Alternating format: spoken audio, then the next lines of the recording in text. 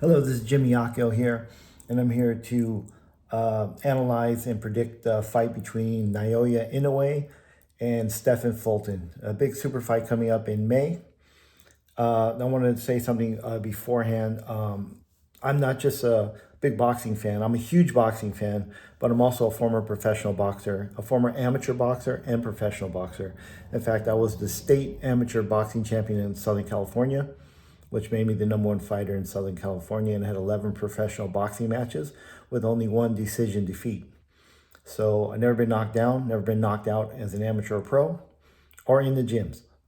So what I wanted to say is we're going to analyze this first. I'm going to first start with Naoya Inoue, who is a fantastic fighter. He is undefeated. He is a 3 division world champion in 3 different divisions. Now, only 54 talented fighters have done this feat before. 20 more if you count the ones that have minor titles such as WBU, IBO, and IBA, which are not really considered legitimate world titles.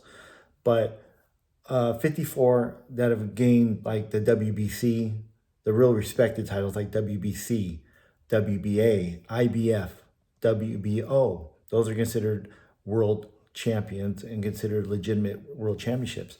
So if you see that in all the boxing history, only 54 have actually gotten 3 division titles in 3 different divisions, and Inoue's already have that. Already has that, and he's undefeated, 24-0, 21 KOs. Usually, guys that small are not usually that big of a knockout puncher. So this guy is special. He's very special. And what I also wanted to say is, according to the boxing record database and Goliath.com, only 12 fighters have gotten 4 division world titles. Four, and I mean 12 in 4 different divisions in boxing history. Now, from 3 divisions for 54 going down to 12, that shows you the amazing feat that Naoya Inoue is trying to do. And he'll only become the second Japanese fighter to ever do that. But see, the other fighter that did that was in the very small weight classes, like 106, 108, and stuff like that. So it's a little bit different. He's gone up in weight to much different, I mean, they're all hard competition, don't get me wrong. So moving on. I'm also want to talk more about Naoya. He's just such an amazing fighter. I think there's he also became the undisputed bantamweight champion in the first one in 50 years. So that's a big deal. And I think these other Naoya is so amazing that other fighters have talked about him too. And we're going to see that right now. His nickname is, was it the Monster or the Beast? The Monster. He's a Inoue. He's a color hair. No, he is 21-0, undefeated. He's a 3 division champion. He's a big puncher. He was champion 112. Fuck band or puncher. He is good. Who's that? Inoue. Yeah, he's fighting this weekend. He is good. I'm gonna watch him. That's the one you can ask where he come from now? Yeah. Still on the check. No, I mean, I'm not gonna go with just the popular choice. A lot of people say It's a guy, it's an undefeated fighter out there. I don't know his name, but he's I don't know. I don't know his name, but he's been knocking out all these guys. I think he's moved up 3 weight. Yeah, he's. Inoue. Yeah, I think he's right now talent-wise. Thank you. Talent-wise, I think he's the No best. one ever How do you brings him up. pronounce his name? Naoya. Naoya. Inoue. Kanoe? Inoue. Onoe? Inoue. Inoue. Yeah, I think. No one ever gives the little guys love. Man, that guy's This dude a is beast. smirking people. He's a beast, man. He And getting him not out just of there. smirking anybody. He's one of These the are top-notch guys. fighters. Yeah, I think we need to pay him a lot more attention. Why? Because of that? Because No, natural people, talent, because some people don't know. natural talent and ability. And it seems like he's fighting the best, but he's dominating the best. So, you have to take your hat off to a guy that's dominating the best, running through divisions. I mean, hats off to my man. Quickly plug your son in. A fighter called the Monster. You ever hear Monster? No. Japanese fighter called Monster. This is a monster. Crazy dude. Yeah, let's check him out, man. Ikuki, what's his name? This guy, Naoya. Yeah, let's look at some of his fights. He's a mean fella. Where's he fight? in the Japanese, 118 pounds. But he was like 108. Boxing? The mean son of a bitch. Oh yeah, you'll see this bad motherfucker. He don't look like much. He's better than Manny Pacquiao. Manny Pacquiao was doing like that. Just as good. He looks like a fucking pop star. Oh, wait till he get on these motherfuckers. The most efficient hunting machine in all Look at of him. boxing. He's vicious. The monster. Oof. Inoue the best fighter in the world at the moment? Absolutely. I mean, Inoue is something that takes your breath away. You don't even have to think about it. I don't have to think about it. I've never seen a little guy like that who is such an extraordinarily good boxer, punch like he's Tyson Fury. So, what do you think his cap is in terms of weight? He's at 118 right now. What do you think of his cap, probably? I don't really know. It's just a privilege for us to co-promote him with my friend Honda-san, and you know, how much longer he'll stay at 118, I'm not sure, but for me, I just love the kid, and I love watching him. I think some fighters get spoiled by the knockout. Some fighters get spoiled by win after win after win, and they kind of lose track of themselves, whether that's training or maybe not coming to the fight mentally as prepared as they should be. I don't think Inoue is the type of fighter that, no matter what he just did to Nonito, I don't think he's going to come to the ring any less than who he's been in this present time. All that being said, the monster is a nightmare for Fulton. Like, she'll style, she'll class. I feel like I'm gonna outclass him. I feel like the power is not going to matter to me. The power maybe matter to the fans because they're looking at the records, but who has he fought? Of my style, who has he fought? We seen everyone comes forward to him and try to dog him out and then get hit with some crazy shot. You know, I'm just seeing somebody that can mix it up. Like, man, I have a style for every fighter, and it showed. Hello, and now let's talk about Stephen Fulton. Stephen Fulton is the WBO and WBC junior featherweight champion. It's considered to be the best fighter at 122 pounds. Now, he is undefeated with 21 wins with 8 knockouts. 10 of his opponents have been undefeated, including the 2 that he won the titles from. So it's a good fight. I mean, these guys are 2 of the best right now. And this fight is not just going to be special, be good. It's going to be special. And it should be one of the most talked about fights in boxing. Okay, so now, first we're going to talk about the problems I think that we're going to have here. Inoue has never fought anybody that is so elusive and speedy as Fulton is. Fulton can give you a lot of trouble with his quick moves, his very fast punches, combinations, and I don't think Inoue's really had somebody like that. But Fulton has never experienced a fighter like Inoue, who the explosiveness, the pinpoint punching, the targeting, the power, and the sheer presence of Inoue is just massive, which Paul Butler, his last opponent, said he really felt that presence there of greatness. It's kind of like going into the ring with like a Mike Tyson, a prime Mike Tyson, and the feeling you feel when he's just staring down at you. I think Inoue has that kind of presence. It's just a very special fighter, like I said. And now we're going to start with their last fight. I'm going to review their last fight. With Paul Butler, a lot of people didn't think Inoue looked really that good. But then again, how can you really look good against a guy who's just trying to survive? Now, Paul Butler's not no chump. He's a 2-time world champion. So he's never been knocked out before either. And he was just really watching himself with Inoue, and he held a very good tight guard. And even after that fight, Paul Butler said that he had black eyes and he had some lumps and bruises. And he just said that he was always very skeptical about throwing punches. He thinks that he was going to get countered on because Inoue, he almost said that Inoue seemed like he wanted him to throw punches at him so he could counter him. So he was very like, I don't know about that. So Butler is not just a chump out there. But they said Inoue didn't look as good, but I thought Inoue looked great because this guy is a 2-time world champion, had never been knocked out before, and of course he still can survived with Inoue. Inoue knocked him out in the 11th round. Now the last fight of Stephan Fulton was against Daniel Ramon. Now, Daniel Ramon was a very good fighter. He fought this last fight with Fulton, and I felt that he was trying. Seemed like he was trying, but in the back of his mind, I think he might have had something because he retired right after the fight.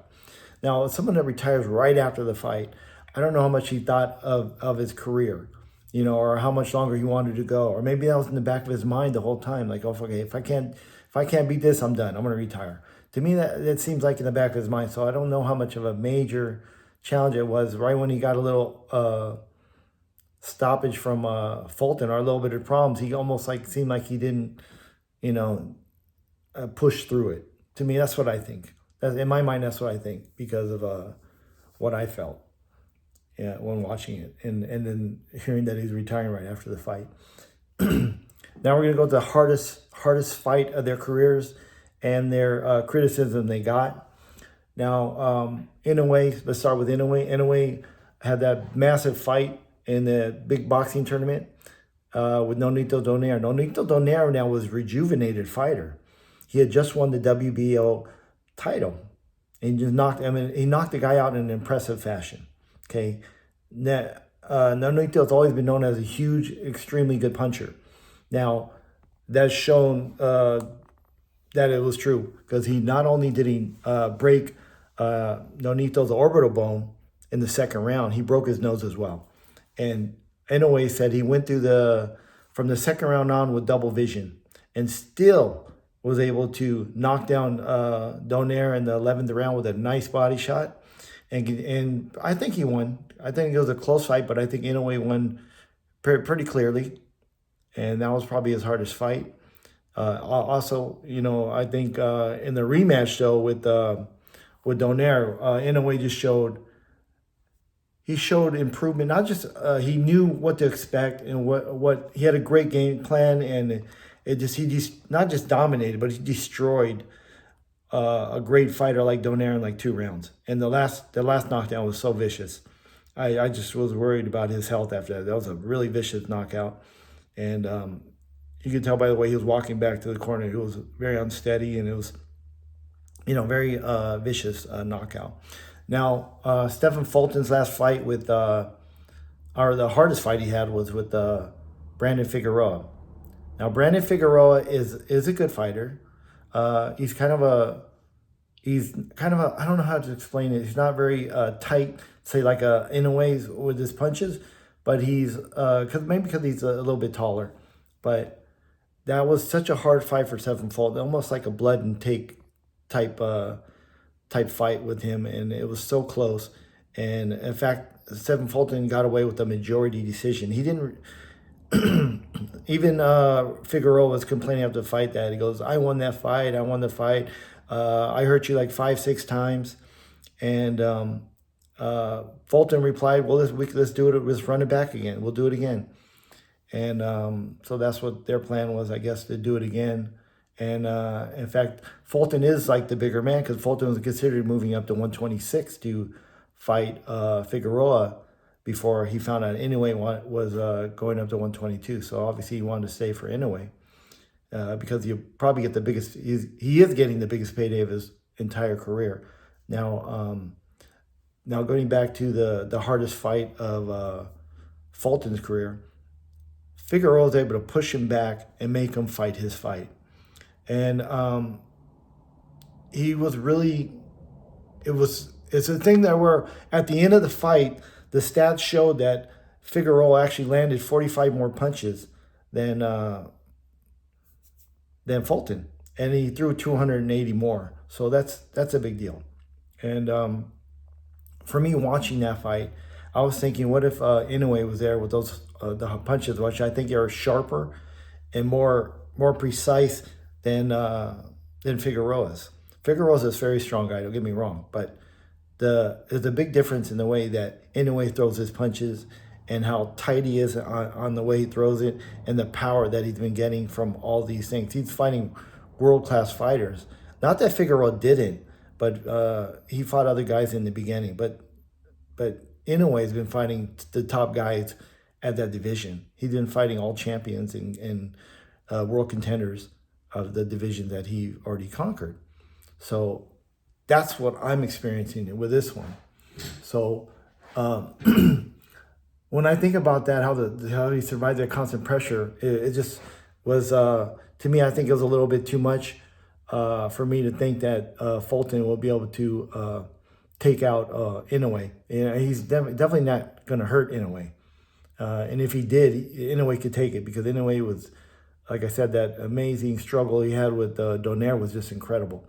So my conclusion is that I think Inoue is gonna have a few problems with Fulton's. He's gonna have a problem with Fulton in the first few rounds, because he's gonna be elusive, do that. But I think Inoue will adjust. He will start coming at him like he does, and he cuts off the ring so amazingly. It makes you really can't run away from Inoue, because he cuts off the ring so well. Watch him. Watch his other fights. He cuts the ring off so good. I think in the end, he's gonna wear him down, and I think he will knock out Stephen Fulton, or at least win a unanimous decision and have him hurt and like hanging on. That's what I'm thinking for this fight. Now, also, I'm also thinking now, if something weird happens, or, because basically Fulton is a bigger guy, and let's say for a chance if he's out boxing Inoue and he happens to win, I think that's a very slim chance of that happening. Not saying it can't, but I think it's a very slim chance, and that's why Inoue is the heavy favorite on this fight for a reason. And I'm picking Inoue to just. I believe in him. I believe he will be a 4-division world champion by taking Fulton's WBO and WBC junior featherweight title, and that's what I think is going to happen.